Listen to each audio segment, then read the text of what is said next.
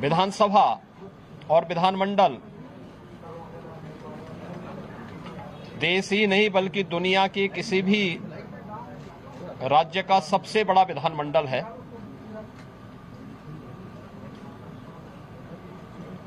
और हमारे लिए यह अत्यंत गौरव का क्षण भी है कि देश आज जिस अमृत काल में प्रवेश कर प्रधानमंत्री मोदी जी की संकल्पनाओं के अनुसार विकसित भारत के निर्माण के जिस पवित्र अभियान के साथ जी जान से जुड़ा है, उसमें उत्तर प्रदेश की एक महत्वपूर्ण भूमिका है।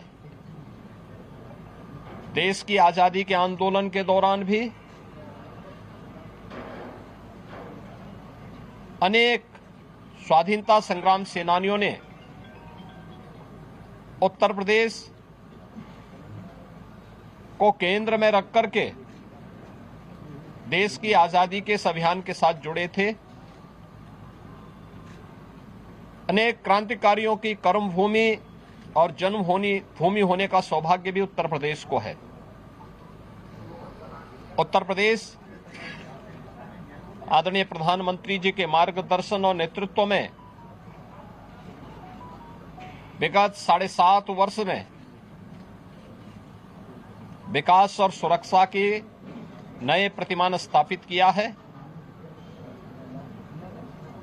विकास और सुरक्षा का, समृद्धि का,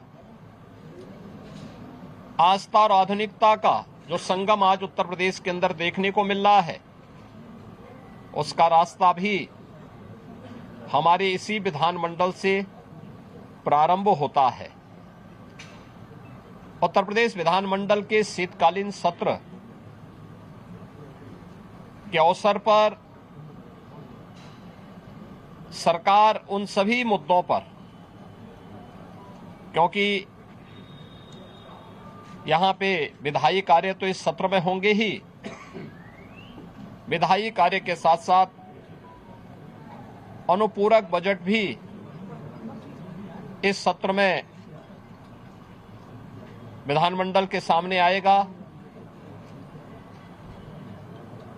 इसके अलावा जनता से जुड़े हुए और प्रदेश के विकास से जुड़े हुए माननीय सदस्यों के महत्वपूर्ण सुझाव और उनके मुद्दे भी, जो जनता से जुड़े हुए मुद्दे हैं, उन मुद्दों को भी सदन में रखने का एक सुनहरा अवसर माननीय सदस्यों के सामने है।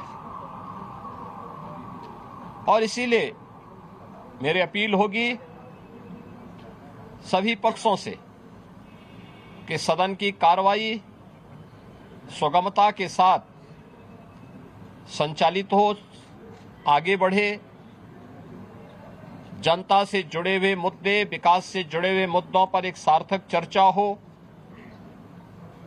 $1 ट्रिलियन की इकोनॉमी को प्राप्त करने के लिए जिस एक बड़े अभियान को प्रदेश सरकार ने अपने हाथों में लिया है, उसे प्राप्त करने के इस पवित्र महायज्ञ में हम सब भी भागीदार बने, सभी पक्ष भागीदार बने। इस दृष्टि से सरकार सभी का सहयोग और समर्थन इसके लिए चाहती है।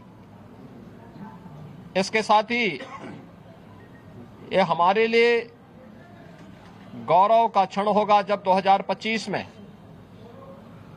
13 जनवरी से 26 फरवरी के बीच में दुनिया का सबसे बड़ा आध्यात्मिक, सांस्कृतिक और सामाजिक समागम महाकुंभ प्रयागराज का भव्य दिव्य आयोजन प्रयागराज की पावन त्रिवेणी के पवित्र स्थल पर होने जा रहा है। इन सभी मुद्दों पर सरकार चर्चा करने के लिए सदन में तैयार है। और मेरी अपने विपक्ष के साथियों से भी यही आग्रह होगा कि वे सदन में तैयारी के साथ आएं, इन मुद्दों पर चर्चा करें। हर उस मुद्दे पर जो प्रदेश के हित में, नौजवानों के हित में, किसानों के हित में, महिलाओं के हित में, प्रदेश की समृद्धि और सुरक्षा के हित में होगा, सरकार उन हर मुद्दे पर चर्चा करने को तैयार है।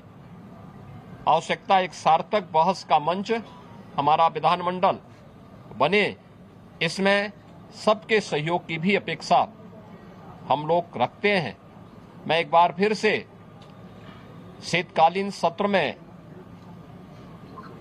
सभी माननीय सदस्यों का हृदय से स्वागत करता हूं और विश्वास व्यक्त करता हूं कि उत्तर प्रदेश विधानमंडल लोकतंत्र के इस महत्वपूर्ण स्तंभ में कार्य सुगमता से संचालित हो रहा है और सार्थक मुद्दों पर चर्चा के लिए हमारा सदन जाने जाए। इस विश्वास के साथ मैं इस पूरे कार्यक्रम को सुगमता पूर्वक संचालन करने के लिए सबके सहयोग की भी हम लोग। तो आज से उत्तर प्रदेश विधानसभा का शीतकालीन सत्र शुरू हो रहा है और इस दौरान मुख्यमंत्री ने साफ कहा है कि सत्र अच्छे से चले, ये बहुत जरूरी है।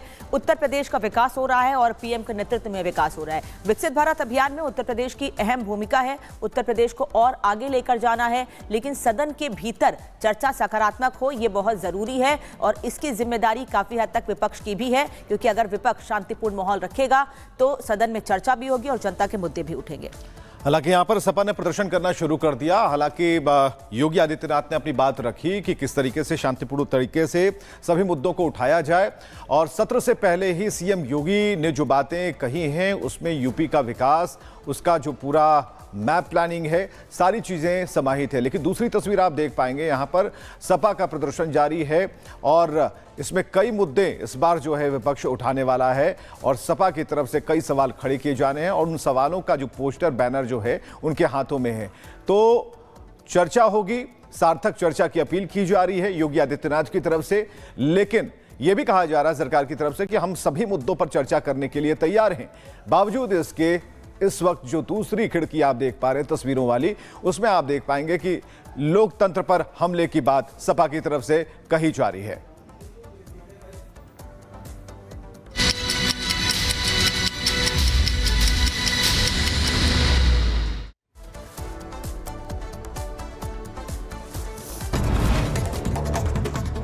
संभल में आज भी बुलडोजर एक्शन, अतिक्रमण के खिलाफ बुलडोजर की कार्रवाई जारी। पुलिस की मौजूदगी में अतिक्रमण हटाने की कार्रवाई।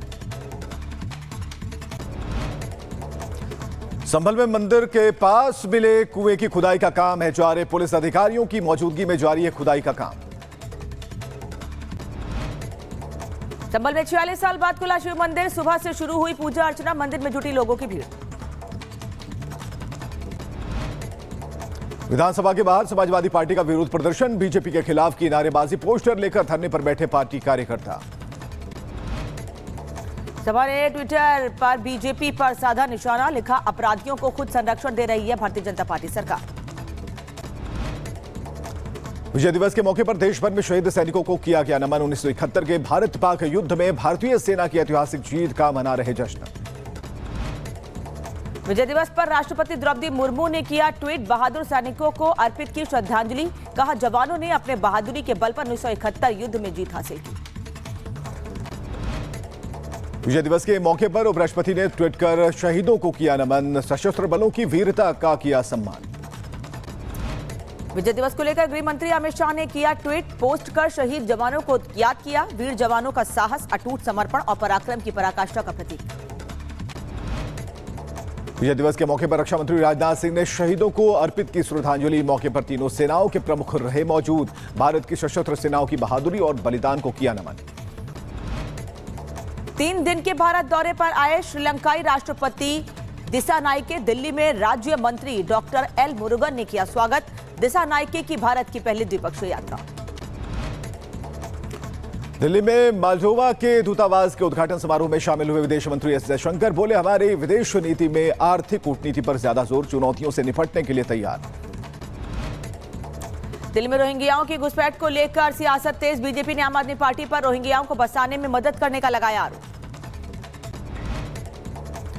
दिल्ली में रोहिंग्या मुद्दे पर बीजेपी ने आप सरकार पर साधा निशाना। बीजेपी नेता आदेश गुप्ता का बयान, बोले कई जगहों पर रोहिंग्या और बांग्लादेशियों को बसाने के लिए केजरीवाल सरकार ने टेंट लगवा कर दिए।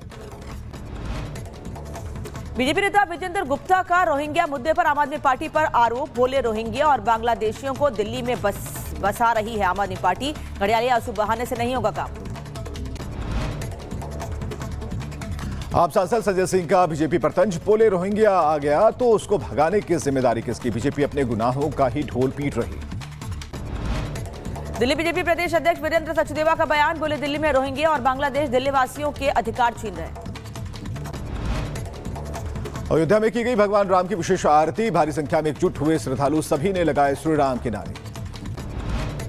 जौनपुर के अटाला मस्जिद पर आज फैसला, सर्वे कब और कैसे होगा इस पर फैसला, सीनियर डिवीजन कोर्ट सुनाएगी फैसला। उड़ीसा के सीएम मोहन बाजू ने कोरापुट का किया दौरा, जिले की विभिन्न परियोजनाओं को लेकर प्रशासन के साथ की समीक्षा बैठक। उत्तर प्रदेश के जौनपुर में दुबे तिवारी सरनेम के लोगों को सम्मानित करेगा अखाड़ा मंच। सरनेम बदलने वाले लोगों को देश विदेश से मिल रही हैं धमकियां। मुस्लिमों के अपने नाम से हिंदू टाइटल जोड़े जाने के बाद चर्चा में आया जौनपुर का डेहरी गांव। मुंबई के दादर इलाके में बजरंग दल ने किया शक्ति प्रदर्शन। शौर्य प्रदर्शन में 10,000 से ज्यादा कार्यकर्ता हुए शामिल। बांग्लादेश में हो रहे हिंदुओं पर अत्याचार के खिलाफ प्रदर्शन। मैनपुरी में भूमाफिया के खिलाफ चला अभियान, 1 दर्जन से ज्यादा मुक्त कराई गई जमीन। ग्राम पंचायत की जमीन पर कर रखा था कब्जा। किसान संगठनों का आज कई राज्यों में ट्रैक्टर मार्च निकालने का